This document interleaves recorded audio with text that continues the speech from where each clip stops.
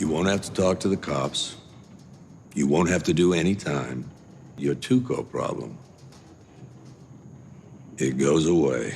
Hey everybody, and thank you for watching another video. My name is Murge, and welcome to the Breaking Bad What If series that I call the Heisenverse, a series where I make a change somewhere in the Breaking Bad or Better Call Saul timeline and explore how that one change ripples throughout the entire universe. And in this video, I want to explore how different things would have been if Mike would have taken Nacho's offer and did the world a favor and just gotten rid of Tuco. How would that affect not only Better Call Saul, but also the events of Breaking Bad? Would the series be better off without him, or will his absence cause an even deadlier adversary to take his place? And before we get started, if you could leave a like on this video to support the channel, I'd appreciate it.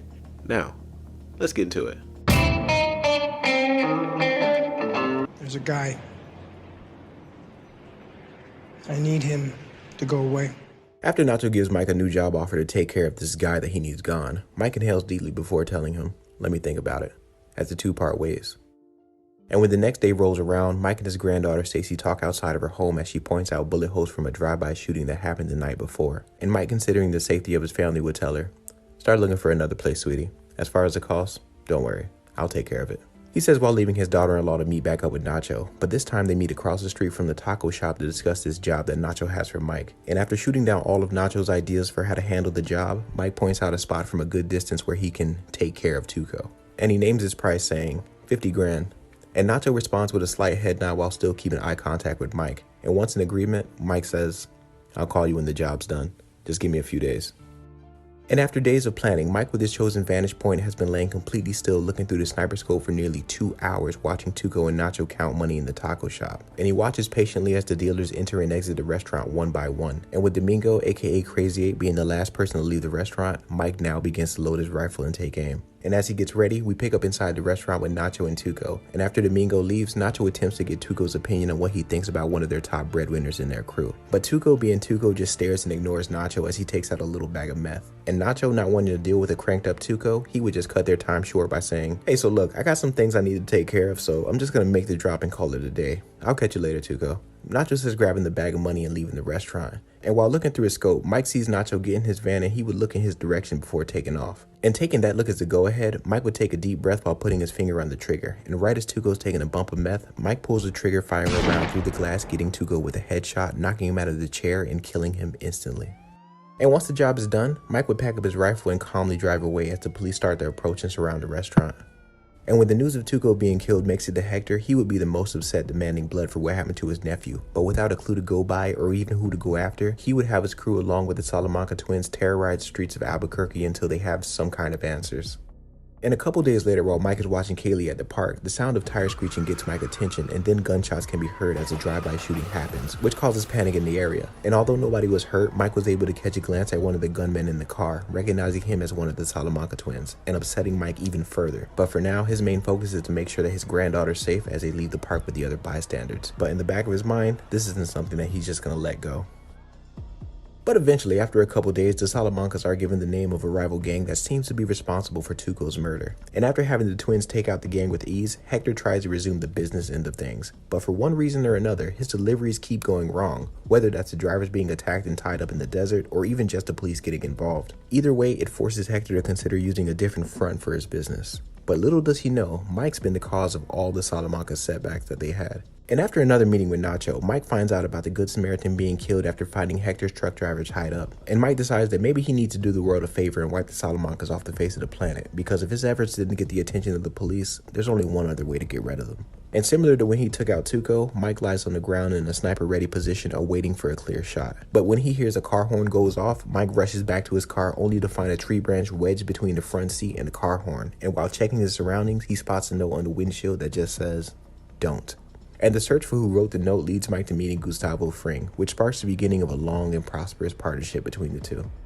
Back with Nacho and Hector, after the Don expressed his interest in using Nacho's dad's shop for a new front for his business, Nacho comes up with a plan to get rid of Hector, because there's only one person on this planet that Nacho loves, and that's his dad, and he refuses for him to be involved in this kind of business no matter what. And while Hector's having one of his panic episodes, he ends up dropping one of his pills on the floor, and it gives Nacho the idea to do the iconic pill swap. Now, I have one more change to make to further differentiate this timeline, and that's when Nacho did the pill switch and Hector had his stroke, Gus never found out about the swap. And by doing so, he wasn't able to use Nacho as a mole, which means that Gus would never have any practical use for Ignacio Varga. So just keep that in the back of your mind because it will come up later. Now, let's continue. We then pick up with Nacho and Arturo on their way to meet up with Victor and Tyrus for a drug deal, but after they take more drugs than they're supposed to, there's a brief standoff between Victor and Nacho. And Tyrus would make a call to Gus to know how to handle the situation, and seconds later he would give a knowing look to Victor, allowing for Arturo and Nacho to leave the warehouse. And as they're making their way back to the car and laughing about the close encounter, they would be suddenly ambushed by Gus and his men right there in the parking lot. And I like to imagine them both suffering the same fate as Arturo in the original with the whole plastic bag and zip tie treatment. Because like I said, at this point, Nacho serves no purpose to Gus other than just being another one of the Salamanca's henchmen. And with Hector being in the hospital suffering from a stroke, there is no guy in charge for the Salamancas. And killing two low-level guys in the crew isn't going to get the Salamancas up in arms like they did for Tuco. And just to avoid suspicion, Gus would have Victor and Tyrus stage their deaths in the desert to look like another rival gang attack, with Victor even calling the Salamanca cousins using Nacho's phone.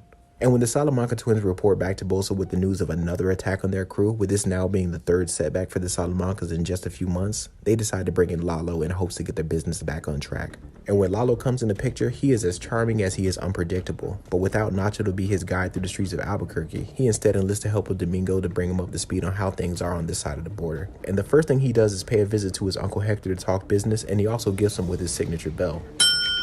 And afterwards, he's taken to the Los Pollos Hermanos restaurant to introduce himself to Gus, and almost right away, Lalo would be suspicious of him. And from what he was told about the chicken man from Hector, Lalo would spend his days going forward doing his own research on Gus, and he would be eager to expose the snake in the cartel's ranks. So after days of recon, Lalo spots some kind of commotion happening at the chicken farm. And after following Mike to the travel wire, Lalo waits for Mike to leave again, and when Mike catches himself being tailed, he would do some evasive maneuvers throwing Lalo off his trail. And with Mike getting away, Lalo would head back to the travel wire to try to get some clues about his evasive new friend. But with Fred doesn't give him the answers that he's looking for, Lalo comes out the ceiling with a gun, killing Fred and burning down the travel wire. But he does leave with a location and a name: Warner Ziegler. And that name rattles around in Lalo's mind for days, but he's unable to put a face to the name. But during a meeting between Bolsa, Gus, and Lalo, Gus would tell a story about how he had a man steal a bulk of his product, which caused a delay in their drug shipments, and that man's name was Warner Ziegler. And with Lalo seemingly satisfied with Gus's explanation, he throws him a wink and gives him a devilish smile before leaving the warehouse with Bolsa. And when Gus and Mike are alone, they discuss how to deal with their Salamanca problem, with Gus telling Mike, "I don't need him dead, I just need him gone, for now." And Mike responds telling Gus, "I'll get to it," as he walks away. Picking up later that night during a card game with the members of the Salamanca crew, there's Lalo, Crazy 8, the guy who got his earring ripped out by Nacho, and some other guys. But when Crazy 8 is called to deal with the situation involving a clogged pipe, he ends up getting picked up by the cops. And without Nacho there to vouch for him, your friend, Crazy 8? No, man, he'll keep his mouth shut.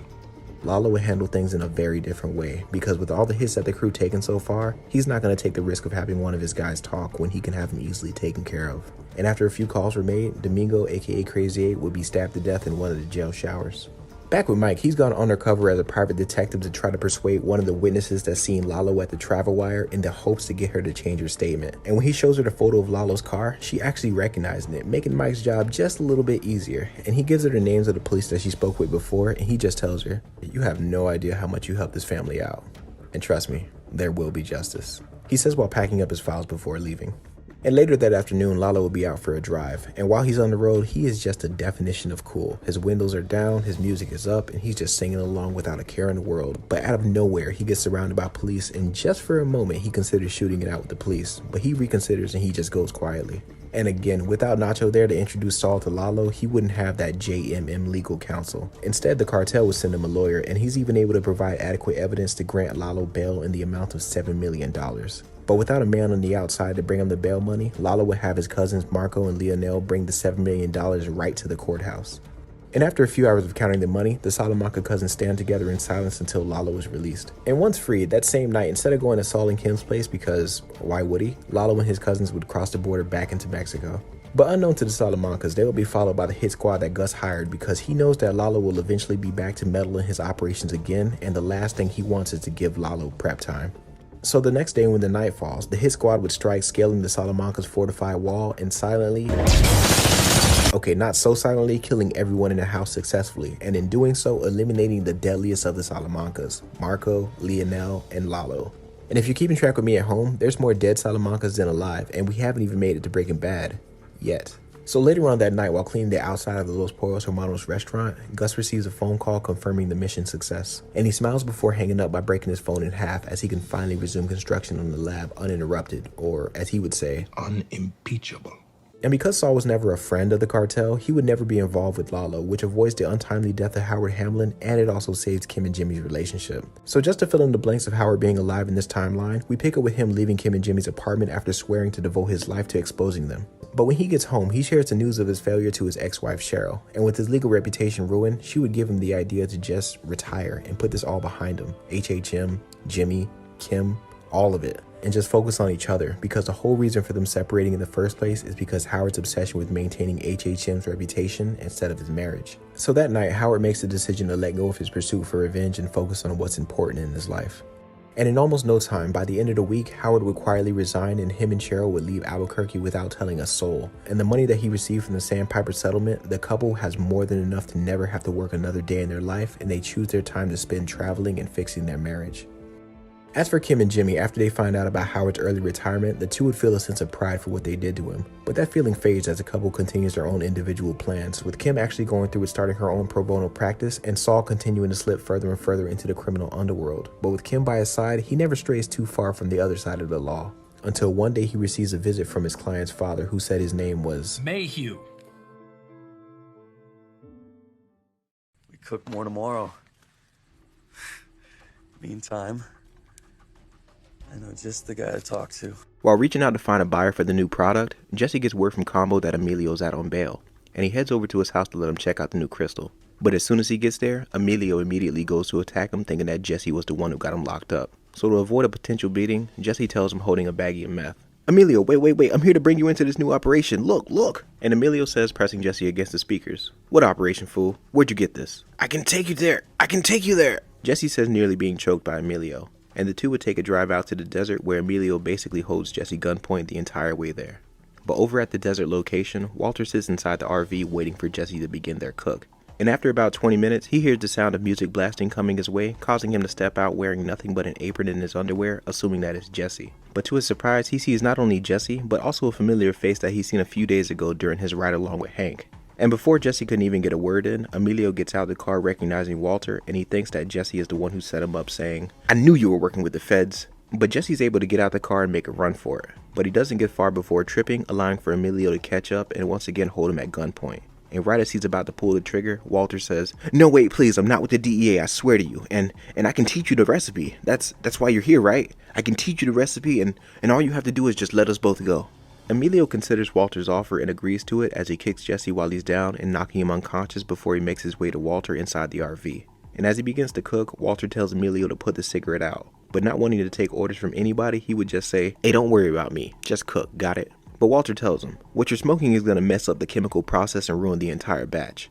And Emilio takes one more drag from the cigarette before blowing smoke in Walter's face, then throwing it out the window. And as Walter nervously reaches for the phosphorus powder, he slowly takes the lid off and hesitates for just a second, having Emilio say, "Come on, man, I ain't got all day." And Walter would then quickly dump the powder into the boiling mixture, causing a little explosion that knocks Emilio to the ground and fills the entire RV with phosphorus gas. And he's able to get out and press his body against the RV door, sealing Emilio inside until he passes out from the gas. And before he can even catch a breath, the cigarette that Emilio threw out the window has started a fire that's spreading quickly. And thinking on his feet, he straps a respirator on himself and Jesse and drives away from the area. But not being able to see through the mask and the lab equipment sliding on the floor of the RV, Walter accidentally drives into a ditch. And hearing sirens not too far away, he decides to record a confession for his family before he gets ready for a shootout that never happens. And once Jesse regains consciousness, the two focus their attention on the RV and how they're going to deal with Emilio, who luckily for them was killed by the gas, but there's still a matter of disposing his body that they have to worry about. Over at Jesse's house, with only one body that they have to get rid of, there's no need to flip a coin, but Walter underestimates Jesse's stupidity when it comes to the whole bathtub thing. So after getting themselves cleaned up and flushing the rest of Emilio, Walter is seemingly done with this line of business. But a few days later, Jesse shows up on Walter's doorstep to give him the rest of the money that they made from their first batch. And with this just coming from one cook, although it's not a lot of money, Walter sees the earning potential and decides to get back to cooking. But not wanting to get involved with another Emilio so soon, they keep their operation small, having Jesse move a pound 1/10 at a time. but after a week, the money's just not coming in fast enough to justify the risk that they're taking. So to speed things up, they decide to create a network bringing in Combo, Skinny Pete, and Badger to move the product faster. And for about a month, they make pretty good money, but they also get on the radar of the DEA, not only for finding the respirator out in the desert, but also for the new blue meth that's out in the streets. And when Badger gets arrested for said blue meth, it puts the entire operation at risk, forcing them to enlist the help of criminal lawyer Saul Goodman. But when offering a $10,000 bribe doesn't work, they kidnap Saul and bring him out to the desert to renegotiate and work out a deal to get Badger out that doesn't bring attention from the DEA. And when Saul figures out that he's actually speaking with the Heisenverse, he's very vocal about being a part of their operation. And to prove his capabilities, he takes on the task of getting Badger out of jail, with a substantial fee of course. Saul returns home where Kim is waiting for him, and he comes in excited to tell her about his new client that he has, but he leaves out some crucial details saying, "Hey, so I'm gonna be busy for the next day or two getting things squared away with my new client. I just wanted to get some things before I head back to the office." And Kim is a little confused saying, "Okay, but Jimmy, what new client?" "Oh, it's some guy named Mayhew. I think Peter Mayhew, and his nephew was just picked up for possession and the guy's freaking out, and he's willing to pay top dollar for me to get him out ASAP," Saul explains. And when he goes to get the things that he came for, Kim takes notice of how dirty Saul's pants were when he came home. I mean, after all, he was kneeling down in the desert. And once Saul was ready to leave again, Kim says while sitting down on the couch, "Jimmy, did you fall or something? Why are your pants dirty?"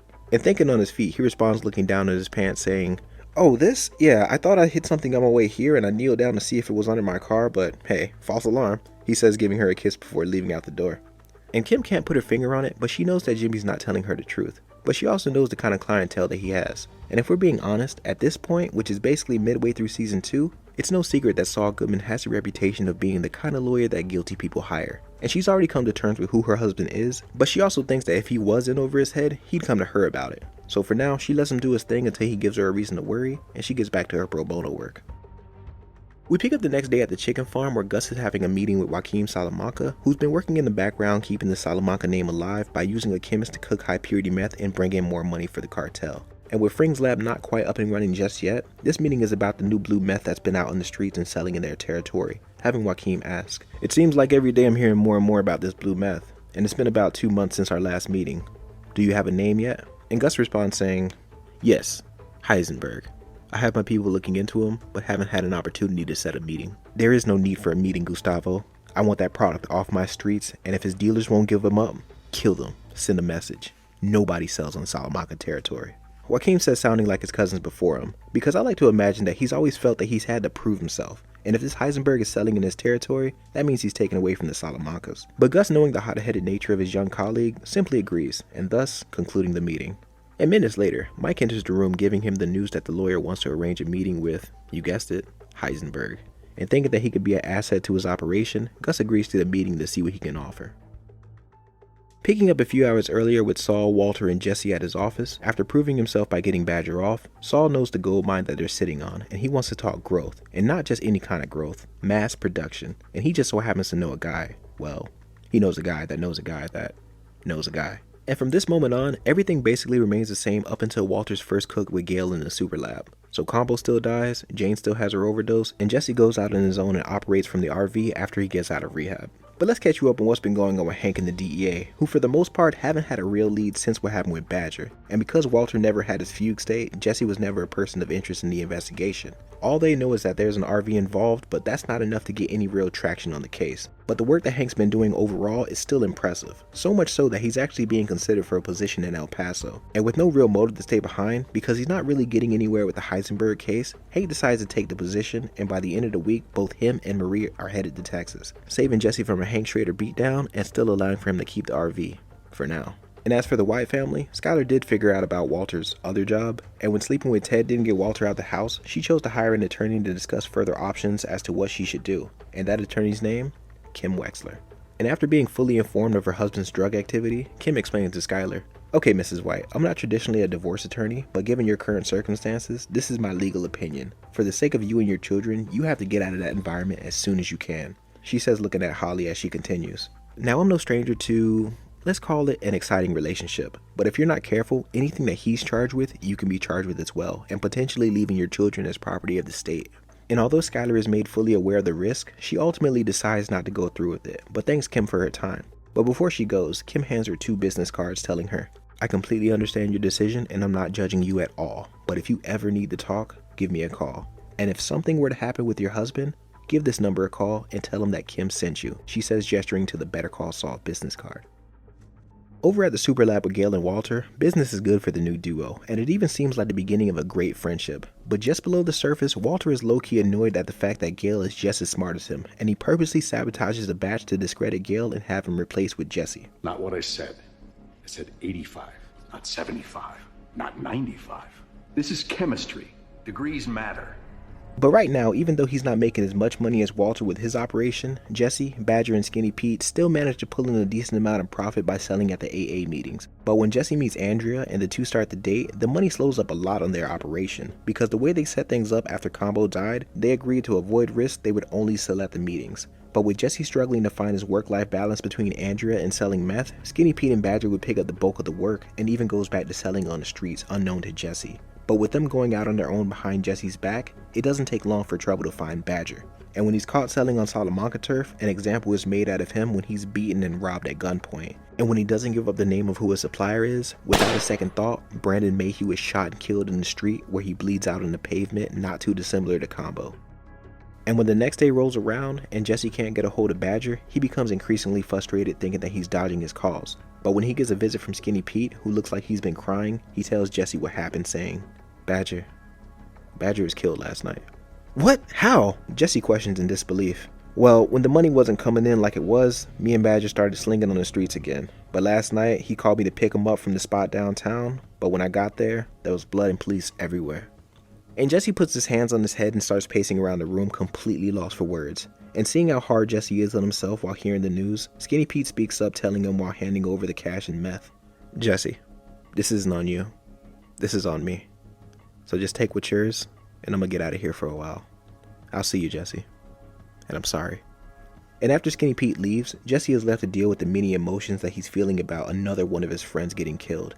And right as he's about to break his sobriety, he gets a phone call from Walter of all people, who's already seen the news about Badger, and he gives him his condolences saying, I heard about your friend, and I'm sorry about Badger.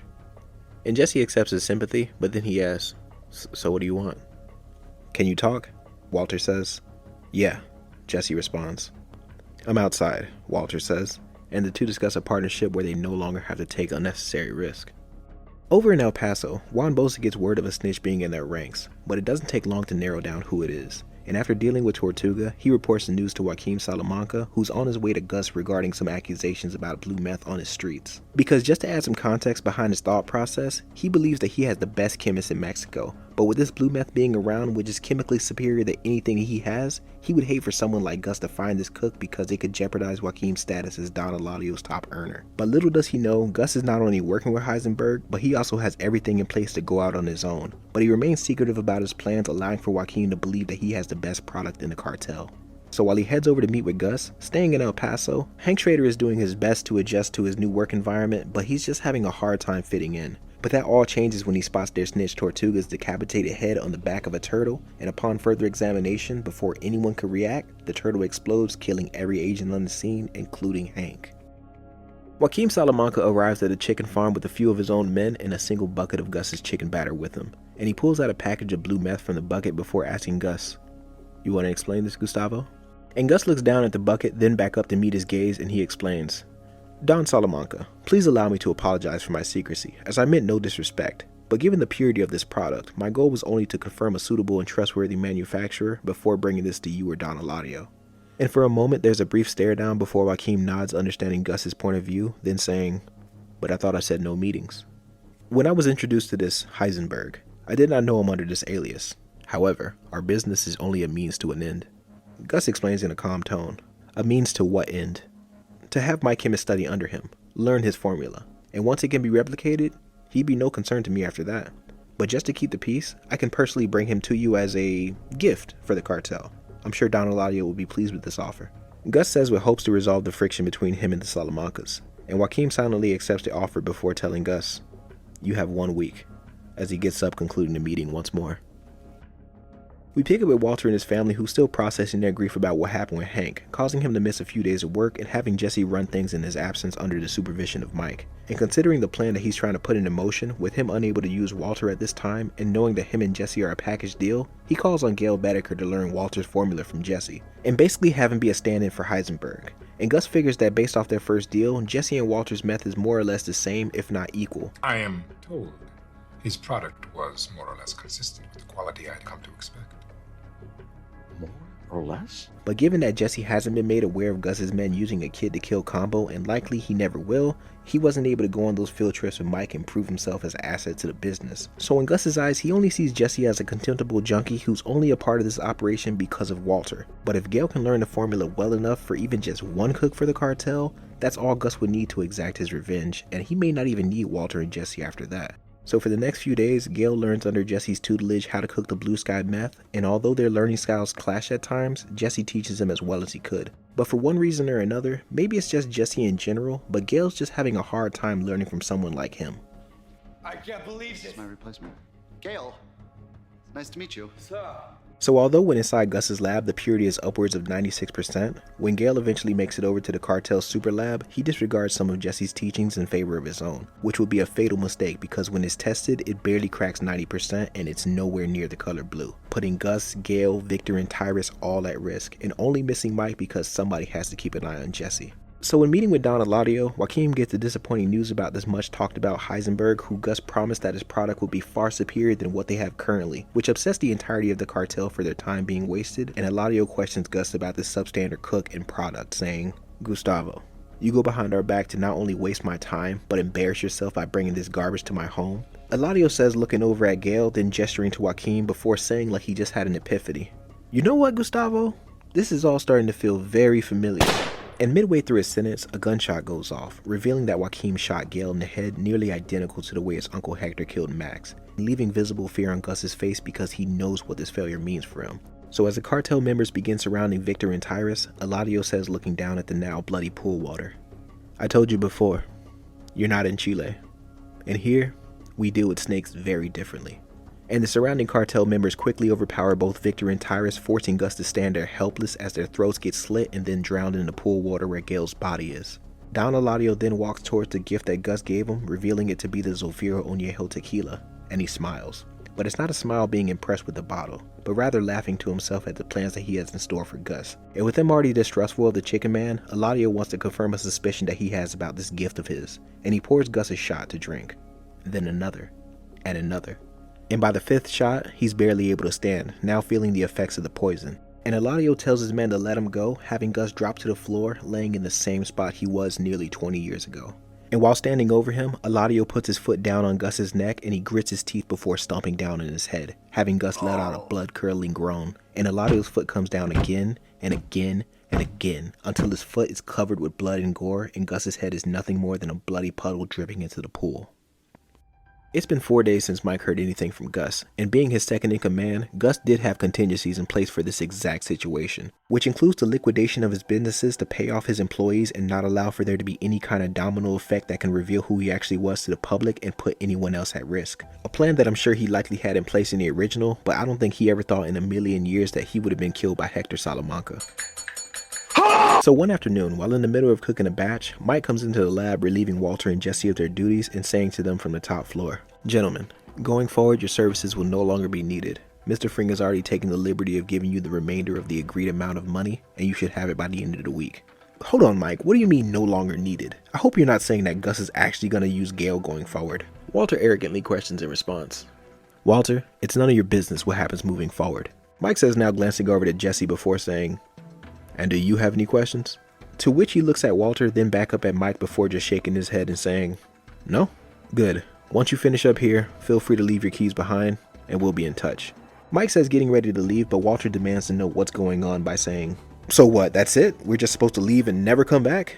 And Mike turns around and says plainly, "Yes, Walter, that's exactly what you're supposed to do. The agreement you had with Fring was $3 million for 3 months, and seeing how it's only been 2, I don't think you're in any position to complain." And deep down, Walter knows that Mike's right. He shouldn't complain. But the fact that it's not Gus in person telling them this, but rather just one of his cronies, it really takes a blow to his ego, especially considering that he would have thought that Gus would have seen him as an equal. And he looks up to Mike and says, "I want to speak with Gus." "That's not going to happen," Mike says, shutting down Walter before continuing. "The best thing for you to do right now is shut up, finish the batch, and wait for your payday." Mike says, growing annoyed at Walter, and Jesse tries to get him to focus on the positive, saying, "Come on, Mr. White, are you seriously trying to talk yourself out of the easiest money, like, ever?" But Walter ignores Jesse, refusing to even blink from his stare down with Mike, and saying sternly after a few seconds of silence, "I'm not leaving until I speak with Gus." And Mike starts walking closer to the railing with each footstep echoing throughout the lab until he has one arm leaning on it before saying, "The man is dead. Now finish the cook and get the hell out of here." Mike says, walking out the lab with the door slamming behind him and leaving Jesse and Walter in complete shock at the news. But when the alarm goes off on Walter's watch, indicating that it's time to finish the batch, they work on what seems to be their last cook. A few days later, we pick up in Saul's office with Kim and Jimmy in the middle of discussing the latest news of a helicopter crash that killed everyone on board, including Gus Fring, who was one of the passengers, when Mike comes in carrying 2 duffel bags filled with cash. And as Kim is about to leave, Mike tells her, "It's okay, Miss Wexler. I'm not going to be here long." And as he directs his attention towards Saul dropping the bags on the table, he says to him, "This belongs to our mutual associates. Make sure that they get this by the end of the week." "Okay, and any reason why you don't..." "Oh," Saul says, opening the bags and revealing the money. "I'm going out of town for a little over a week, but after that, I'm out, and I'd rather have business on this side of town taken care of by the time I get back." And Saul says jokingly, "Don't worry, Mike, your bidding shall be done." But nobody in the room is laughing, not Mike and not Kim, who at this point knew that Saul was involved in some illegal activities, but seeing it up close makes Kim a little uneasy to be around him. And Mike would say his goodbyes before leaving his office and headed to Texas for one last piece of business. But with her interest piqued, Kim can't help but ask about the money, like who it belongs to, or why it has to be him to be the middleman. Questions to which Saul hesitates on answering, but he tells her, "Okay, so do you remember a couple months back when I brought up this guy, Mayhew, as my new client?" "Yeah, the guy with the son or the nephew, right?" "Exactly. Well, long story short, this guy, Mayhew, well, his name's not Mayhew, it's actually Walter White, and that blue meth that the DEA is so crazy about, well, that's him." Saul explains with his usual charm, and as Kim is processing what she was just told, she grabs her things realizing that she's late for a hearing. But before she leaves, Kim just has one question for Jimmy. "Should I be worried?" "Not in the slightest, trust me, but go, serve justice on a silver platter, Kim. I'll see you tonight." And when she leaves out the office, Saul will grab a phone from his drawer and make a call to both Walter and Jesse for them to get their money. Later on that evening, Mike waits behind the wall of a suburban home holding a pistol with a silencer on it, waiting for Lydia to arrive. Because even though she's done her part as far as taking care of the corporate side of the business per Gustavo's request, Mike knows that it's only a matter of time before Miss Rodart Quell starts to unravel and begins to operate under paranoia. And with him basically acting as a janitor tying up all the loose ends in Gus's operation, he views her as the biggest liability there could be. And side note, but I've always interpreted this scene of Mike viewing Lydia only as a means to an end. You don't know this woman like I do. I had a chance to deal with this before, and I gave her a pass. It's what I get for being sexist. Now, if you excuse me. So after killing Lydia and ensuring that her body would never be found, Mike heads back to Albuquerque no longer as Gus's chief fixer, but now simply as a civilian. And with him free of any tales or investigations from the DEA, he can finally enjoy his retirement knowing that the money he's earned will be there for his granddaughter after he's gone. And for Mike, that's all he's ever wanted. It's been nearly a month since Walter and Jesse stopped cooking, and since receiving their money from Saul, things have been good. Great even. Walter's able to buy the car wash and fix things with Skylar and sell the gambling store to Marie and Walter Jr. And for Jesse, with his love for Andrea and Brock being all that he has, he decided to move them into his house and embrace a life where he doesn't have to cook meth every day. And he also really likes being a dad. But one day, while Andrea and Brock are gone, Walter pays Jesse an unannounced visit to catch up. But really, he's trying to see if he can talk Jesse into cooking again. Because although he has more money than him or his family can ever spend, retirement is just not suiting Walter. So as he tries to exaggerate the importance of their need to cook and grow and expand, Jesse's just not buying it this time. And he tries to let Walter down easy by saying, "I'm sorry, Mr. White, but I'm not coming back. You're welcome to have the RV and cook all the blue you want, but I'm out." "Jesse, you're throwing away your..." Walter says, getting cut off by the door opening and Andrea and Brock walking inside carrying groceries. And Jesse says while taking some bags from Andrea, "Hey, Andrea, I want you to meet my, friend, Walt. It's a pleasure. I was actually just leaving." Walter says, shaking Andrea's hand before glancing down at Brock. But seeing that she's interrupting a conversation that they're in the middle of, she takes Brock into the kitchen, leaving them alone once again. And Jesse tells Walter with his hands in his pockets, "I never had people depend on me before, Mr. White, and I'm not going to let them down."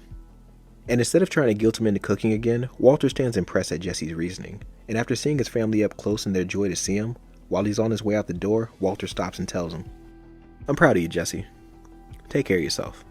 And he leaves Jesse's house for the last time, but with a different perspective. And it took Jesse of all people to remind him of what this all has been for. Family. And even though his cancer is still in remission, it doesn't change the fact that any day it could return. And it causes him to think back on Hank's funeral and how many good memories they can recall with him.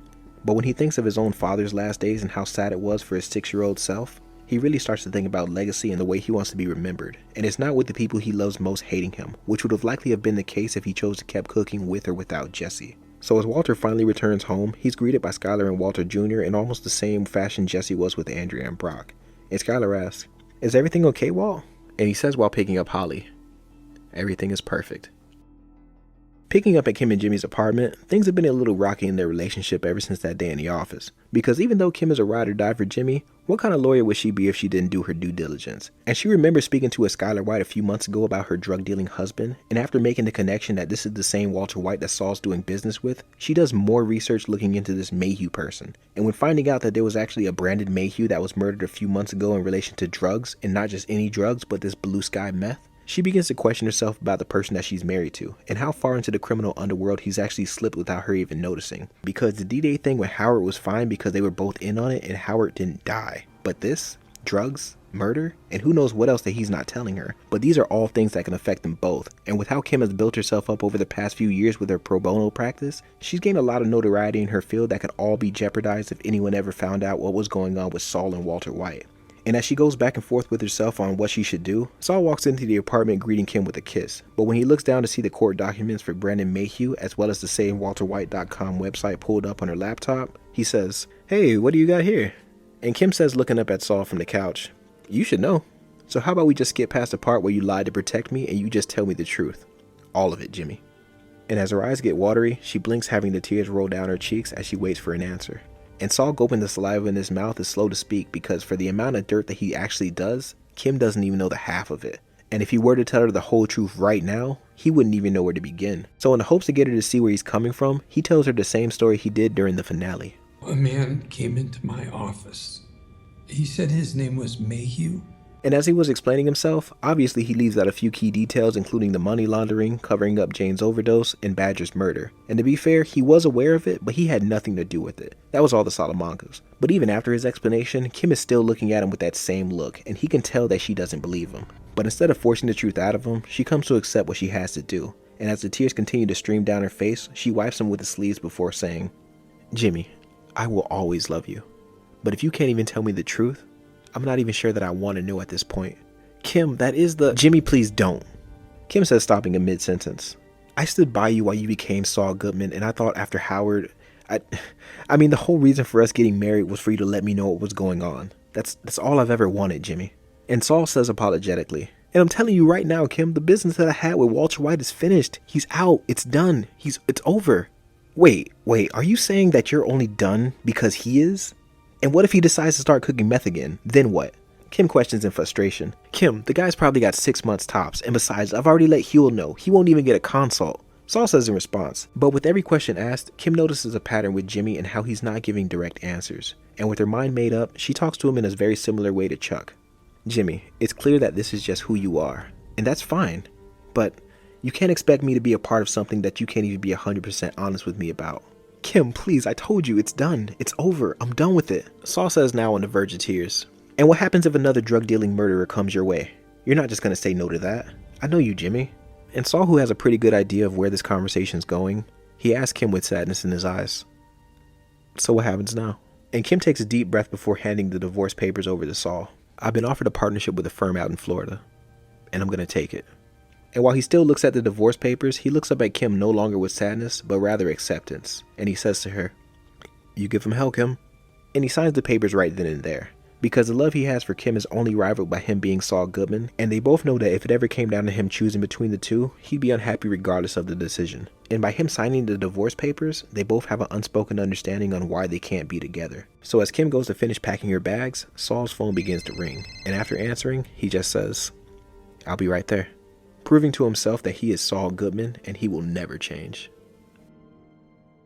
Hey everybody, and thank you so much for watching this video, and I really hope you enjoyed another story from the Heisenverse. And I have to say, putting this story together in this way wasn't exactly easy, but it was so much fun going down the different avenues and figuring out the kind of interactions I wanted to have in this story with it all still making sense. And for the most part, at the end of the day, everybody wins. I mean, for the most part. But that's just me. But now I want to hear from you guys. What did you think of the conclusion to the story? Was it worth the wait? Did it all make sense at the end? Would you have done anything different? Whatever it is, let me know down below in the comments, and I'll do my best to respond. Until then, my name is Murge. Later.